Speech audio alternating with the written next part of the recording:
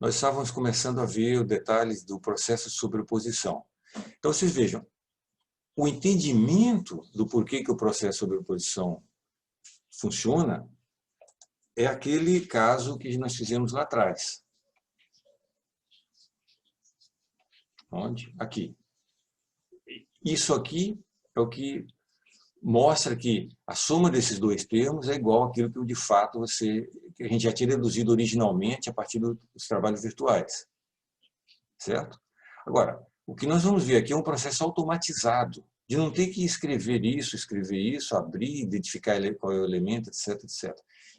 Todo esse procedimento é feito de maneira, uma máquina automática, que é, na verdade, bastante simples. Então, ele é feito com auxílio dessa matriz de conectividade aqui, essa matriz de conectividade, que define todo o processo. Então, vamos começar, por exemplo,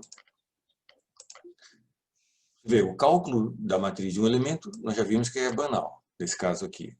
Tá? Já está pronto. O que nós temos aqui? É que cada coluna da matriz do elemento e cada linha da matriz do elemento corresponde a um dos dois nós do elemento, nó 1 e 2, certo? Só que a matriz de dados de conectividade, ela faz a correspondência entre o nó 1 e 2, local, e os nós globais. Então a gente usa simplesmente essa correspondência para jogar cada um desses termos aqui na posição certa global. Então você pode visualizar isso da seguinte forma. Cada coluna dessa aqui corresponde a um nó global. Nó 1, 2, 3, 4, 5. As linhas também, linha 1, 2 até 5. Então, se a gente pega, por exemplo, aqui o elemento 1. Tá? Nós temos o local 1 e 2, 1 e 2. Esse termo ele vai cair onde na matriz global? Vai cair nas posições globais que correspondem a esses dois nós locais aqui, o nó 1, 1, local. Bom, na matriz de conectividade, o nó, então essa linha aqui toda, que é o nó local 1, corresponde ao global 1. Então esses dois termos aqui vão cair aqui, na linha global 1 e aqui na linha 1 e na linha 2 global, linha 1 e 2. Esses dois termos aqui vão aparecer ali nas posições globais 2, que é essa linha aqui, e as colunas globais 1 e 2. Então, essa matriz inteira aqui, ela vai cair nesse bloco aqui. Vamos visualizar aqui para o elemento 2, para ficar mais claro. Quais são os dois nós globais desse elemento? Nó 2 e 3. Então, isso aqui vai corresponder a 2, 3. 2, 3. Então, esse bloco aqui, esse elemento inteiro, vai ser colocado na matriz global nas posições dos nós globais 2 e 3. Então, vai ser esse termo, esse e aquele. Entendido esse mecanismo? Alguém conseguiram seguir esse mecanismo aqui? Como é que eu vou identificar onde eu vou jogar esses termos de um certo elemento? Tranquilo, professor. Deu para enxergar bem. Tá? Sim, professor, tranquilo. Então, a coisa vai para essa matriz aqui. Se eu estou no elemento 4, ela me diz, olha, a primeira coluna corresponde ao nó 4 e a segunda ao nó 5. Aqui, 4 e 5. Então, eu vou jogar aqui o elemento 4, que é o que vai aparecer, no fim das contas, aqui. Olha, aqui está o elemento 4. Tem L4 aqui, que foi a única distinção de um elemento para o outro, foi o comprimento do elemento. Então, L4 está aqui, ó, os 4 termos da matriz do elemento. Estão jogadas aí. É claro que aqui ainda é uma versão mais simples desse procedimento, porque cada nó só tem um grau de liberdade. daqui a pouco, daqui a umas 2 semanas, quando vocês começarem com elasticidade, cada nó vai ter grau de liberdade U, V e W. Ou só U e V. Então, cada nó vai ter 2, 3 ou 4 graus de liberdade. Poderia ter temperatura também naquele nó. Então, você passa a ter mais informações. Então, eu não vou, por exemplo, em vez essa correspondência nó1, na verdade, vai ser uma submatriz inteira. Por exemplo, 3×3, se tiver U, V e W. Aqui será outra submatriz 3×3, se houver U, V e W em cada nó. Então, aqui as coisas vão ser expandidas. Em vez de eu ter uma coluna aqui para esse nó 1, eu vou ter 3 colunas. U, V e W, do nó 1. U, V e W do nó 2. Então, essa ideia que eu estou colocando aqui, ela vai ser expandida para nós que têm quantidades de grau de liberdade. Inclusive, não precisa nem ser a mesma quantidade. Um nó pode ter 1 grau, um nó pode ter 1 grau de liberdade, o outro pode ter 3, o outro pode ter 2, etc. Isso às vezes no mesmo elemento ou numa mesma malha. Tá? Então, essa é a ideia. Essa é a ideia da sobreposição. O fato é que, chegado aqui, por isso que é chamado de sobreposição, porque eu vou jogando na matriz global que estava vazia, que estava zerada, a contribuição na rigidez do elemento 1, a contribuição do elemento 2, do 3, até quando eu coloco todos os elementos, eu terei a rigidez global da estrutura, constituída por contribuições de cada elemento. Deixa eu ver essas somas aqui. Então, por exemplo, nesse termo aqui tem a contribuição do elemento 3 e do 4. Lembrando que essa matriz ainda é singular, né? Eu não falei nada ainda sobre condição de contorno essencial. Então, isso aqui representa a rigidez da barra flutuando no espaço. Solta. Tá? Colocando os números aqui, se chega numa matriz desse jeito. Esse procedimento que eu acabei de falar aqui, de sobreposição de matrizes elementares, ele vai ser feito também para os vetores força nodal equivalente elementar. Para cada elemento, a força equivalente nodal, devido à carga distribuída, são esses 4 vetores aqui que tem que ser sobrepostos da mesma maneira. Eu vou criar um vetor força com 5 posições, que seja de ordem 5 graus de liberdade no modelo, vou zerar aquilo ali numa área, e aí eu vou adicionando a contribuição de cada elemento. Eu vou pegar, por exemplo, para o elemento, contribuição do elemento 2, da matriz de conectividade, vai ser nos nós 2 e 3. Então, vai vir aqui, o elemento 2 e aqui. Esses dois termos vêm do elemento 2. Esses dois aqui vão vir do elemento 3. E assim por diante. Lembrando que, por que as coisas estão tão bem organizadas aqui? Vamos voltar para trás um pouco. Por que as coisas estão tudo assim, tudo incrivelmente organizadas? Porque, primeiro, geometria ultra simples. A numeração que eu fiz é sequencial. A sequência aqui de nós locais e globais também é sequencial. Se eu tivesse, por exemplo, colocado aqui como sendo nó 2 e aqui como se fosse nó 5, o que aconteceria? Como é que seria a conectividade do elemento 1? Não seria 1, 2, né? Seria 1, 5. Percebe? Vamos expandir um pouco as ideias. Nada me obriga que eu bote a numeração assim. Eu poderia botar 1, 5, 3, 4 e 2. Aí, como a conectividade do elemento 1? 1, 5. Perceberam isso, né? Significa que na hora de sobrepor, o elemento 1, essa coluna aqui seria 1 e essa aqui na coluna 5 global. Então, isso aqui também seria 1 e 5. Então, onde iria esse termo aqui? Na posição 5, 5. É o que está mandando a conectividade aqui. Então, eu estou falando aqui o elemento 1. Então, esse termo aqui, ele não iria na posição 1, 2. Ele iria na posição 1, 5. Ele estaria aqui. Entendido isso? Se eu mudar a numeração aqui, as conectividades vão ficar diferentes. E, então, na hora de sobrepor, esses termos aqui vão sempre continuar desse jeito, né? A matriz local é indiferente. Para ela só interessa que cada elemento tem o nó 1 e 2 dela. Ela é sempre desse jeito.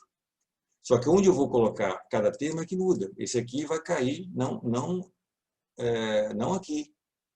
Não, aliás, não aqui, mas ali. E aqui nesse lugar vai ficar 0. Então, a esparsidade continua, quer dizer, a quantidade de zeros da matriz continua a mesma. Só que a disposição desses zeros e a disposição dos termos não nulos vai mudando conforme a numeração dos nós. E esse caso aqui digamos, uma numeração, pode se chamar de ótima, no sentido de que ele está aglomerando todos os termos em torno da diagonal principal. É o que se chama de uma matriz banda com a banda minimizada.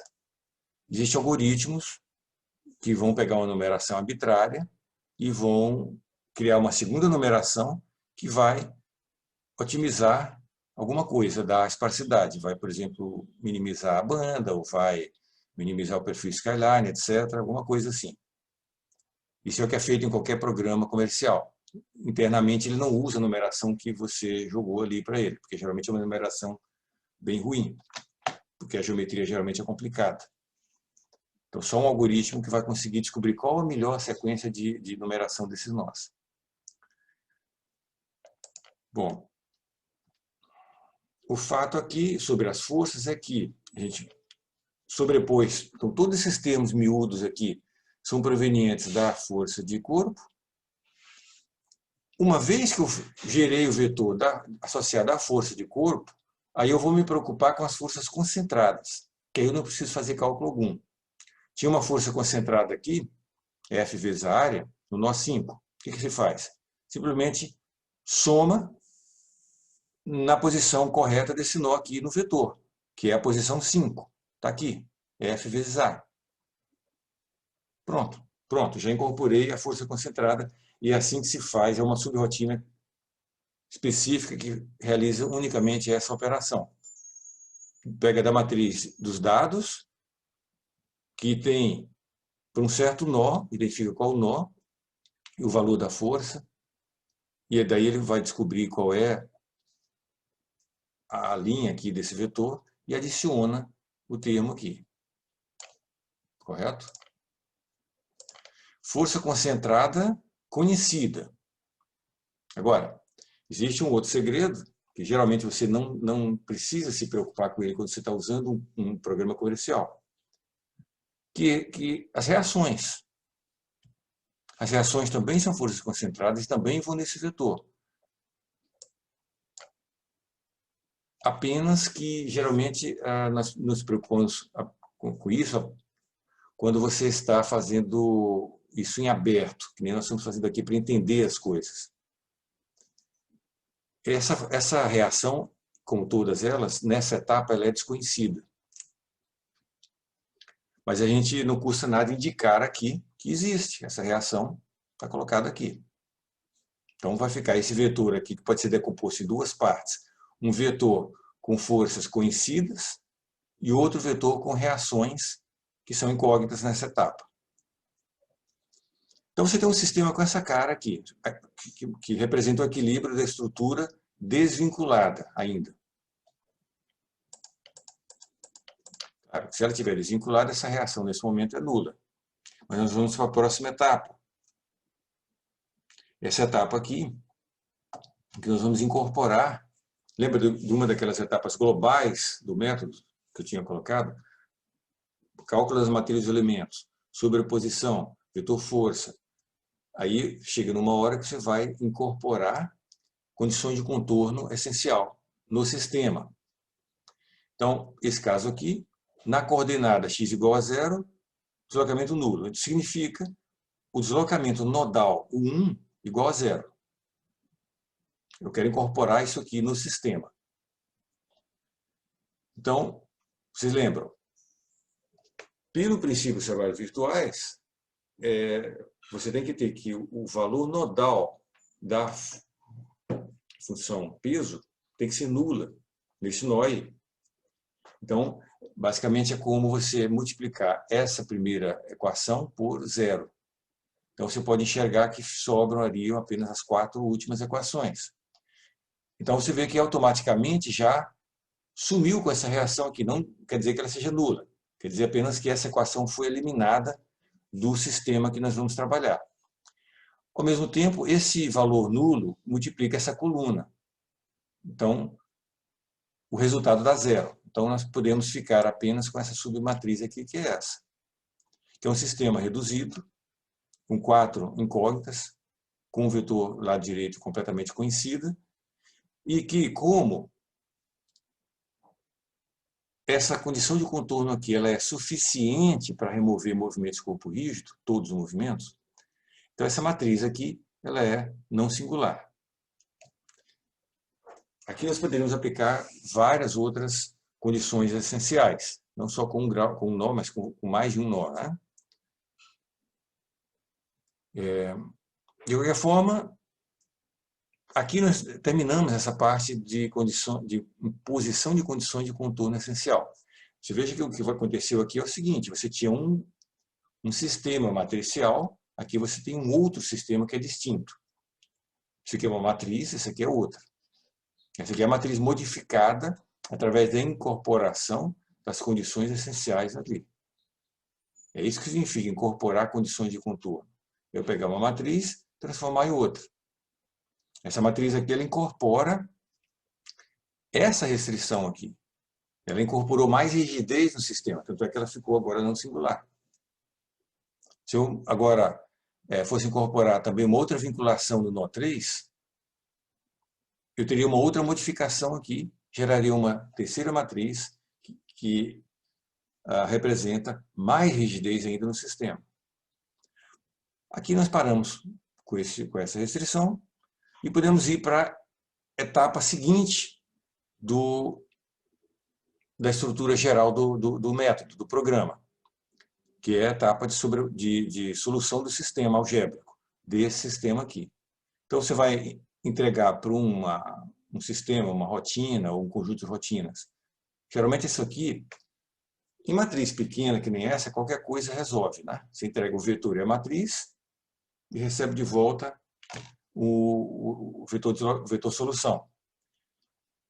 Em elementos finitos, a situação é bastante mais problemática, porque o mesmo algoritmo, a mesma rotina que funcionaria bem para uma matrizinha de 50 por 50, provavelmente não vai funcionar ou vai demorar semanas processando uma matriz de 1 milhão por 1 milhão.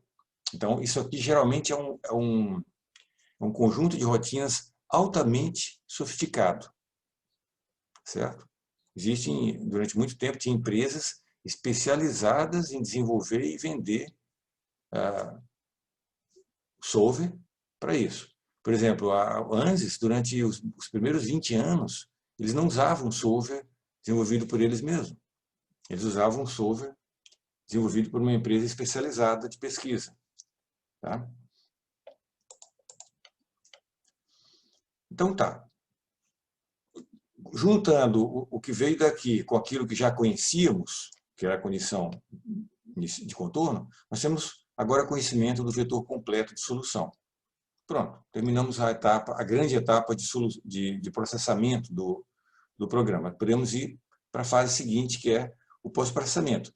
Visualizar resultados, verificar máximos, etc. Calcular tensões e tudo. Primeira coisa que você normalmente pode querer ver é configuração deformada da estrutura. Aqui temos uma sobreposição que não está muito feliz, porque o erro está muito pequeno, digamos assim. Então, a curva exata, que é essa curva suave aqui, que a gente obteve da solução analítica, aquela que nós desenvolvemos de forma fechada nas primeiras aulas, essa curva suave aqui, que eu acho que ela tem uma equação quadrática, se não me engano, e essa curva de segmentos de reta é o que você obtém a partir desses valores nodais aqui e com as funções de forma locais. Essas funções, bom, em suma, as funções locais, essas funções aqui. Você consegue visualizar isso aí, esses gráficos. E também um programa estruturado vai mostrar até a figurinha deformada, alongada, tracejada, etc., que você consiga enxergar a figura, a geometria deformada e comparar com a original. E aqui é uma observação que eu acho que eu tinha feito já antes, a gente pode repetir aqui, que isso aqui é um caso excepcional, o fato de que a solução de elementos produziu valores nodais exatos. Isso aqui não é regra, isso aqui é exceção. Que vai acontecer apenas em operadores diferenciais muito simples, de segunda ordem, que nem esses aqui de barra, ou viga, ou calor 1D. Mas no resto, no mundo real, isso aqui não existe. Esses valores aqui também serão aproximativos. Certo? No pós-processamento, a primeira parte envolvida aqui, geralmente, boa parte das vezes, vai ser achar as reações. Então, a gente volta para aquele sistema original, lembra que representava a estrutura desvinculada. Então, onde aparece aqui uma ou várias reações. A cada vez que você vincular um grau de liberdade, você vai ter uma reação aqui. Aqui nós tínhamos vinculado apenas essa, surgiu apenas uma reação. Mas vai ter, geralmente, muitas, centenas, milhares de graus de liberdade que foram vinculados e aí que vão oferecer reações. Então vai ter um vetor inteiro de reações aqui, que é o que eu chamei de R. Então eu fiz aquela decomposição em que eu separei esses dois vetores. Um vetor FA, em que você conhece as forças aplicadas, e um vetor de reações. Isso aqui é o sistema que a gente usou agora há pouco, né? Lembra, quando a gente usou isso aqui era incógnita, boa parte desses termos, agora não é mais. Então a gente pode reescrever isso aqui dessa maneira. KU igual a F, onde o F é composto força conhecida e reações. E daqui eu posso tirar as reações. É só eu executar esse produto, KU, vai dar um outro vetor, menos as forças conhecidas. Pronto, o resultado disso aqui vai ser o vetor de reações. Os termos não nulos serão reações, os termos nulos serão aqueles que correspondem a graus de liberdade que não estavam restritos. Muitas vezes você nem precisa fazer esse produto inteiro, que também pode ser um pouco caro. Como eu tenho só uma reação aqui, basta, na verdade, eu fazer o produto dessa linha com esse vetor, que é o que está colocado aqui. É o produto daquela linha vezes o vetor, menos aquela força conhecida aplicada naquele nó vinculado. Pronto, isso aí vai me dar essa reação ali. Por isso que durante muito tempo, vários programas não fazia essa operação aqui. O que fazia era armazenar apenas as linhas associadas a grau de liberdade restritos. Por exemplo, esse grau restrito armazenava essa linha. Se esse aqui for restrito, armazena essa linha também. E aí depois faz só essas operações aqui para encontrar as reações nos nós necessários. Entendido? A última parcela aqui do pós-processamento é justamente aquilo que geralmente mais nos interessa, principalmente em mecânica, né? São as tensões. O trabalho aqui é bastante direto agora, não é mais inverso. Você pode considerar que você conhece, para um x que está num certo elemento, elemento 2, aqui tem um x nessa posição. Então eu tenho uma aproximação para o campo de deslocamento. Basta que eu capture daquele vetor global ali, desse vetor, onde nós estamos? Aqui. Desse vetor. Então, o que acontece? Eu tenho o vetor global conhecido, de deslocamento. Se eu quero identificar a aproximação de deslocamento nesse elemento, eu vou usar as duas funções do elemento. E vou pegar o deslocamento nodal do elemento. Então eu vou lá na matriz dos dados de conectividade e vou ver quais eram os dois nós globais desse elemento aqui. Então, para o elemento 2, seriam os nós 2 e 3. Então eu vou pegar esses dois termos aqui. Esses dois aqui serão os valores nodais para deslocamento no elemento 2. Correto? Com isso eu vou conseguir desenhar essa reta aqui.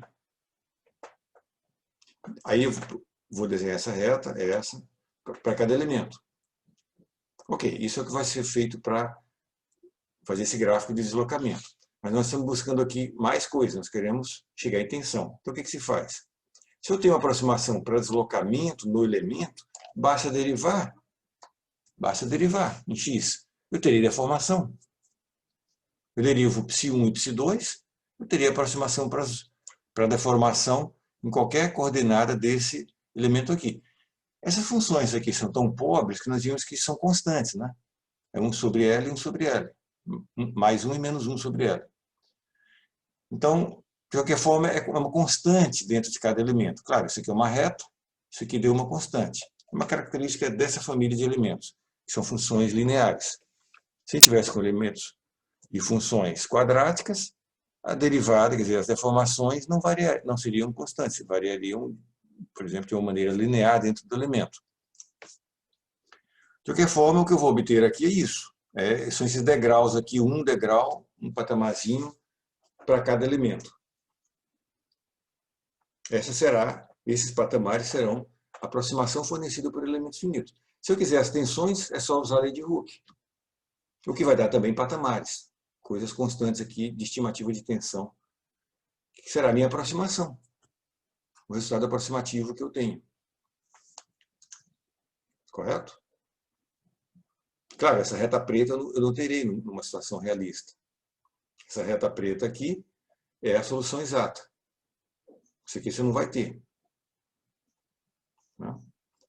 Essa reta aqui, ela serve de inspiração para você ver como é que mais ou menos os erros ocorrem. Boa parte das vezes, os resultados de tensão são melhores na região, nas imediações do centro do elemento linear. Não é bem no centro, mas nas imediações do centro ali são melhores. E isso aí, existem métodos, inclusive que são implementados em programas comerciais e que se usam no dia a dia, em que, de fato, você não usa esses resultados de tensão aqui obtidos diretamente, como se diz, diretamente a partir das relações cinemáticas e constitutivas. Disso aqui você captura, você usa para fazer o seu projeto, estimativa de segurança, etc., você usa só os valores do centroide do elemento. Vocês estão seguindo o que eu estou falando? Sim. Tá? Então começa a ter esses truques ali para extrair valores mais interessantes para a tensão, que é o que mais se deseja. Então, isso aqui é uma coisa um pouco cruel do método de elementos finitos. Esse método que a gente está vendo. Quer dizer, dessa família de métodos. Existem várias outras famílias, que não é isso que nós estamos vendo. Para essa família de métodos de elementos finitos, ele é um tanto cruel, principalmente na nossa área. Por quê? Porque, você veja, o que ele dá melhor resultado? Deslocamento, porque é o que é aproximado diretamente aqui. Deformações e tensões são provenientes das derivadas daquilo. Então, quando você deriva qualquer função, você está perdendo informação, né? Por exemplo, essa linha facetada aqui, ela estava até legalzinha, né? Estava aproximando até bem a solução, a curva, né, da solução exata. Porém, as derivadas aqui são bem ruins, né? Eu estou usando uma constante para aproximar uma coisa que não é constante. Então, são ruins. É um degrau, é uma escada, para aproximar uma coisa que é contínua. E isso é uma regra. Elementos finitos sempre vai produzir então, um resultado pior para o que se chama as variáveis secundárias, que é deformação e tensão, que são aquelas que se obtêm a partir de derivações dos deslocamentos, derivações das funções de forma. Então, justamente naquilo que a gente mais tem interesse em mecânica dos sólidos, que são as tensões, é onde o método ele fornece aproximações piores. Tá? Isso é coisa que vocês têm que ter isso em mente sempre, sempre. Isso tem que estar na mente de vocês. E aí depois eu vou mostrando ao longo das disciplinas os truques que são usados para conseguir extrair resultados melhorados a partir disso aqui. Posso avançar que tem a ver com mínimos quadrados, com suavização, com médias, etc. Tá? Você pode ver que se eu pegar e somar, esse número aqui está péssimo, esse número está péssimo. Correto? Mas a média dele não está tão péssima assim. Percebe? Então, se você, por exemplo, vai usar um programa com ANSYS ali, um Abacus, você vai ter sempre opções na hora de visualizar os resultados, na hora de tirar tabelas com os valores de tensão, etc. Você quer os valores da forma como foram obtidos, elemento por elemento, através de derivadas, relações constitutivas, que aí vai vir esses degraus aqui. Ou você vai querer, por exemplo, com média nodal. Aí eu tenho uma média aqui, eu posso traçar uma reta entre essas duas médias nodais aqui, e aí eu passo a ter uma distribuição, uma aproximação para a tensão que é contínua localmente. Que, inclusive, tem alguns teoremas que vão mostrar que, dentro de certas condições, essa aproximação é melhor do que essa aqui. Quase qualquer coisa vai ser melhor do que isso aqui, né? Então, essas estratégias, elas geralmente conseguem produzir resultados bons para uma dada malha. Entendido? Podemos parar por aqui hoje e próxima aula a gente começa com transferência de calor.